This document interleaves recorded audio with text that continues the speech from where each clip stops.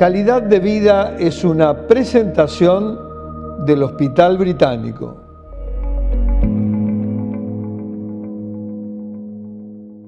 ¿Qué tal, amigos? Un placer de iniciar una nueva entrega de Calidad de Vida aquí en el país, naturalmente, con un tema de enorme importancia como es el consumo de los ansiolíticos, de los psicofármacos, de los sedantes y las secuelas que ello puede traer. Y para ello hemos convocado a un dilecto amigo, viejo participante de muchísimos años en Calidad de Vida, que es el reconocido psiquiatra, el doctor Freddy Pagnusat. Un placer, Freddy, como en tantas otras oportunidades. De verdad que sí. Hacía tiempo ahora que no nos veíamos. Hacía tiempo que no nos veíamos, pero nosotros no nos olvidamos. Por supuesto, por supuesto. Vos lo dijiste, amigos, tal cual, así es. Doctor, hice la presentación, pero obviamente quiero que el desarrollo lo hagas tú.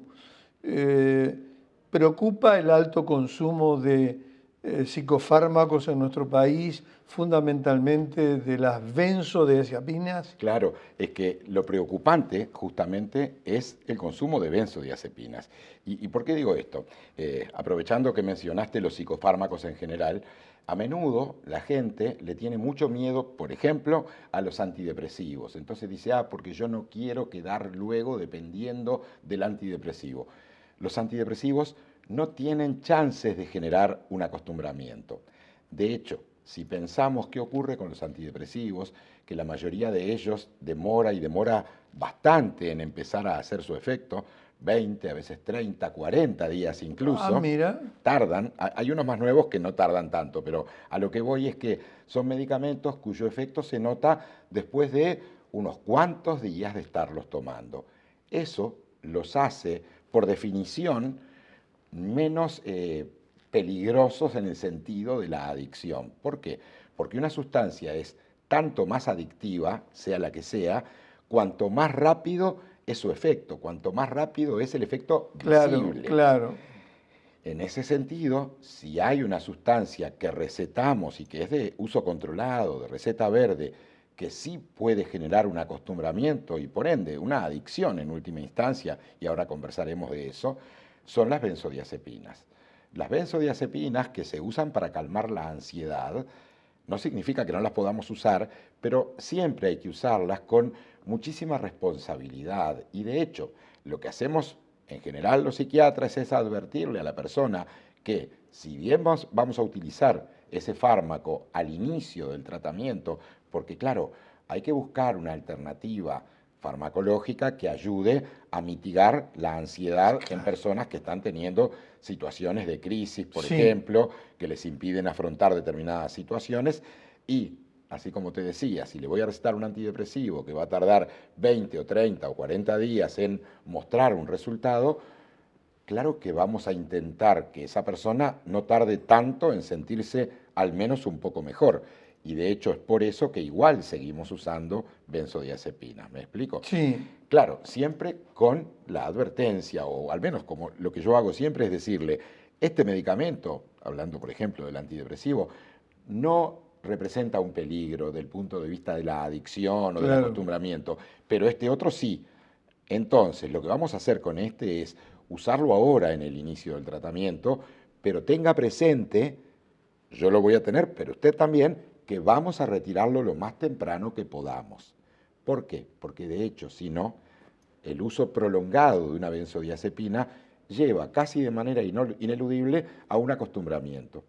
Y en el acostumbramiento lo que ocurre es, más allá de que la persona necesita del fármaco para obtener un resultado, el hecho de que después de cierto tiempo se va generando tolerancia y esto implica que hay que aumentar la dosis de ese fármaco, lo cual estimula aún más la dependencia. Entonces, son fármacos que, usados bien y por periodos breves, son muy beneficiosos y son quizá lo más útil para erradicar esos síntomas de inmediato o en la rápida, en la urgencia. Bueno, en la urgencia, de hecho, lo que conversábamos, la mayoría de las benzodiazepinas son recetadas por médicos generalistas. ¿No por ustedes los psiquiatras? No. Lo que yo pude leer hace unos meses atrás en un comunicado del Ministerio de Salud Pública, los psiquiatras recetamos 1/3 o menos incluso de 1/3 de las benzodiazepinas. Sí, es muy llamativo, pero, o sea, es llamativo cuando uno mira los números, pero tiene mucha lógica. El médico generalista es el que atiende las más de las veces la situación crítica. Claro. O sea, va al domicilio y está una persona en plena crisis, un médico que fue en la ambulancia, un internista, y claramente va a utilizar una benzodiazepina para bajar, amortiguar esos síntomas en ese momento, y seguramente le va a extender un pase para que vaya al psiquiatra y consulte al psiquiatra en policlínica. Entonces es muy natural que los médicos generales, los internistas, quien actúa como médico general, que puede tener otra especialización, sea el que en el primer frente de batalla es el que receta la benzodiazepina. Freddy, ¿por qué hay gente que se jacta de que consigue estos fármacos sin receta verde? Sí. Digo, porque es ineludible. Sí, claro. Receta verde que las das tú como psiquiatra o la dan los médicos generalistas. Sí. Pero hay gente que consume y consigue sin la receta. Sí, de hecho es ilegal. Es ilegal. Es ilegal. Sí es verdad, es un secreto a voces, que en las ferias... En las ferias. Se consiguen, esa es la realidad. Yo quiero creer que en la mayoría de las farmacias, salvo que conozcan al cliente de una manera muy peculiar, no le entregan la medicación sin la receta, porque de hecho no se debería. Sí. O sea, está prohibido. El registro es obligatorio. Estas recetas verdes que los médicos, cuidado, no solamente los médicos, todos los médicos tenemos acceso a las recetas verdes, pero también veterinarios y odontólogos tienen recetas verdes. También. Que no estoy diciendo que las usen para esto, pero también pueden llegar a extender una receta verde que sirve a los efectos para lo mismo. Pero de todos modos, volviendo, más de los 2/3 son recetados por otros especialistas no psiquiatras. No psiquiatras. Y si bien en el momento es una cosa que está absolutamente bien hecha e indicada, el problema está en que a veces, por el motivo que sea, esa persona que consultó, por ejemplo, lo que decíamos recién, la vinieron a ver al domicilio en ambulancia. Quien la vio en ese momento, que no era un psiquiatra, le receta una benzodiazepina. Luego, esta persona va a su médico de cabecera y le dice, y me falta también el X nombre, no demos nombre, que lo estoy tomando, que con eso ando bien. Y entonces el médico le repite a veces esto, y esto se reitera y se reitera en el tiempo, y así es que a veces muchas personas terminan quedando agarraditas a este fármaco, con las consecuencias que esto tiene, ¿no? Porque el tema, si lo pensamos, cuál es la gravedad de acostumbrarse a un fármaco. Es malo acostumbrarse a cualquier sustancia, pero ¿cuál sería la gravedad de acostumbrarse a un fármaco que es controlado, que lo receta un médico? Bueno, sí, tiene una serie de consecuencias a mediano o largo plazo que mejor evitarlas. Freddy, me parece importante a esta altura de la entrevista que señales las secuelas, las consecuencias. Que sabemos que son muchas, pero que es bueno que aprovechemos las páginas del país y todas las redes, Facebook, YouTube, Instagram, todas las redes a donde llega obviamente Calidad de Vida, para que le digamos a la gente que un consumo prolongado en el tiempo, ¿qué consecuencias llega a tener? Exacto. Eso que acabas de decir además, y lo recalco, es lo principal, un consumo prolongado, porque no estamos hablando de un veneno, no es algo que no se deba usar bajo ningún concepto. No, lo que habría que internalizar y que quedara grabado es que si bien es un fármaco que es muy beneficioso en muchos momentos, es mejor no tomarlo permanentemente ni por mucho tiempo, ¿tá? Si se toma esporádicamente o por tiempos acotados, aunque sea todos los días, ya esos peligros desaparecen. Pero el primero es, como hablábamos hace un rato, el de generar una dependencia. Claro. Si uno genera una dependencia, es como un adicto necesita de su droga. Bueno, esto es lo mismo. Necesita de la sustancia porque si no, le viene la abstinencia y ahí está el primero de los problemas. Síntomas de abstinencia que las más de las veces están vinculados a la persistencia de la ansiedad de fondo, por ejemplo, pero otras veces, aun cuando la ansiedad ya estuviese controlada, los síntomas de abstinencia se asemejan a los de la ansiedad solamente por la ausencia de esa sustancia que ya generó una adicción, un acostumbramiento. Entonces, eso es lo primero. Y vaya si es evitable. O sea, Claro. más vale evitar eso porque es realmente muy incómodo. Son síntomas que a veces pueden ser graves. Pero no es solo eso. Es vox populi el hecho de que las benzodiazepinas utilizadas a muy largo plazo terminan destruyendo, así te lo dicen los pacientes, la memoria. Y es así. Hay situaciones de consumo permanente, continuado, por largo periodo, en el que ineludiblemente hace estragos a nivel de la memoria. Pero hay otra infinidad de síntomas en los que también uno debería hacer hincapié a la hora ¿Cómo cuál, Freddy? Por ejemplo, mejor no utilizar benzodiazepinas en los pacientes añosos, los muy añosos, Ajá. porque se ha visto que en un altísimo porcentaje aumenta, se multiplica el número de caídas desde su altura. La persona que ya tiene ciertas dificultades para caminar, si está bajo el efecto de una benzodiazepina, muchas más chances de caída con las probabilidades consecuentes de fracturas, fractura de pelvis, muy habitual a esa edad, porque además se le suman otras situaciones. Si es una señora de 80 y pico de años con una osteoporosis, que además tiene dificultades para caminar, bueno, aumentar el riesgo de caídas desde su altura es un peligro por esto que estábamos hablando. Una fractura de pelvis o de cadera implica un reposo que además le agrega otras consecuencias, hay problemas con la coagulación, hay una cantidad de situaciones que serían evitables si evitamos utilizar en ellos esos fármacos. Pero después, en gente joven, por ejemplo, en hombres, el hecho de efectos a nivel de la potencia sexual, que también, así como de algún modo el efecto sedativo es deseado y es buscado en el momento en el que se lo receta, bueno, pero también tiene de alguna manera y secundariamente efectos no deseados, como puede ser ese.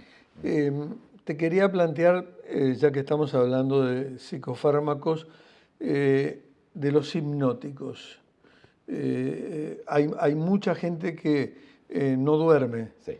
Que padece de insomnio y también toma barbitúricos, toma, digamos, distintos medicamentos para poder dormir. Digamos, como las benzodiazepinas, esto prolongado en el tiempo también tiene sus efectos dañinos. Lo mismo. Lo mismo. A ver, con los hipnóticos, hay hipnóticos que son benzodiazepinas y otros que no son benzodiazepínicos. Son de primera elección los no benzodiazepínicos. ¿Por qué? Justamente por esto que estamos hablando. Claro. Hipnóticos no benzodiazepinas, las llamadas moléculas Z, así se llaman, son bastante más modernas y tienen como gran ventaja el hecho de que no generan acostumbramiento o no tienen ese potencial adictivo, que no significa que no generen acostumbramiento. Hay también una dependencia psicológica, claro, que no es solo con los fármacos, es con un montón de sustancias, también con las emociones, con los afectos. Digo, la dependencia psicológica pesa, pero bueno, ya no es lo mismo. Es más fácil sobreponerse a una dependencia psicológica que a una dependencia física. Y si bien hay hipnóticos que no son benzodiazepinas, hay otros que sí son benzodiazepinas y tienen este mismo potencial adictivo. ¿Qué ocurre? Los no benzodiazepínicos son menos potentes. Menos potentes. Entonces, en esos insomnios más severos o de larga data, muy a menudo no alcanza con uno de estos otros, de estas moléculas Z de las que hablaba, y hay que utilizar uno de los benzodiazepínicos, pero de vuelta, siempre de manera transitoria. Y esto hay que acordarlo con el paciente, hay que decirle, mire que le voy a mandar esto porque dormir es fundamental, y vaya si es fundamental dormir, de verdad que lo es. Pero tenga presente que vamos a tratar de ir buscando otras estrategias, y entonces hay un montón de estrategias no farmacológicas que acompañan a un buen dormir o que facilitan un buen dormir y que hay que tratar de multiplicarlas. De lo que hemos hablado muchas veces con otros colegas tuyos, de la higiene del sueño, ¿no? Sí, claro. De la importancia, simplemente para nuestros televidentes y lectores, de acostarse regularmente a la misma hora y despertarse a la misma hora. Y eso te va logrando como un equilibrio en el organismo. Sí, sí. Yo, en lo personal lo practico. Me acuesto a las 23 horas y me despierto a las 7 sin reloj despertador. Como un reloj biológico. El reloj biológico. Exactamente. Y duermo las 8 horas recomendadas por la ciencia. Sí, sí, tal cual. El hecho de sostener una rutina es muy... Hace años que sostengo esa rutina. Es muy sano. A veces no alcanza con eso, ¿no? Pero veces no alcanza. Pero además, porque hay situaciones en las que la gente entra y engancha de manera casi imperceptible. Por ejemplo, ponerse a mirar la televisión en la cama. Yo siempre digo, el televisor fuera del dormitorio. Eso me lo han dicho. Las pantallas. Las pantallas. Todas las pantallas. El televisor. Y voy también a la cama, en el dormitorio, con la tablet y con el celular. Exactamente. Entonces estoy rodeado de pantallas. Y son estímulos. Todos estos son estímulos que a nuestro cerebro lo mantienen en vigilia. Y si tú lo mantienes en vigilia hasta último momento, luego tenés que darle la chance de que se empiece a preparar para salirse de la vigilia y entrar en lo que es el sueño. Pero si hasta último momento estoy prendido del celular o de la tablet o con la televisión. En la televisión. Exacto. Eso no es higiene de sueño. Freddy, estamos llegando al final y me importaría un mensaje tuyo para el público televidente y el público lector. Lo has remarcado varias veces, pero del cuidado que hay que tener y no llegar al abuso del consumo de estas sustancias por todas las secuelas que tú muy bien explicitaste. Sí, tal cual. En ese sentido, lo que hablábamos hace un rato, a menudo la persona empieza a tomar una benzodiazepina por una situación puntual en la que era imprescindible recetarla. Claro. Y estuvo muy bien el médico que la recetó. Pero la persona tiene que tener presente que sería bueno que si la viene tomando desde hace ya un par de meses, consulte con un especialista que le ayude a ir una de dos, o retirándola en la medida de lo posible, o sustituyendo ese fármaco por algún otro que no tenga estos efectos nocivos. Freddy, doctor Freddy Pagnusat, 1.000.000 de gracias como siempre. Es un placer. Como tantísimas veces te lo hemos dicho acá en Calidad de Vida, ha sido muy didáctico, muy importante para todo nuestro público, para abrirle los ojos. Te deseo muy buen viaje a Europa. Muchas gracias. Y bueno, y pronto estaremos otra vez juntos aquí en Calidad de Vida. Claro que sí. Placer, ¿eh? Lo mismo digo, un gustazo. Señoras y señores, nosotros nos estamos despidiendo de una nueva entrega de Calidad de Vida aquí en el país y les decimos hasta la próxima semana. Calidad de Vida fue una presentación del Hospital Británico.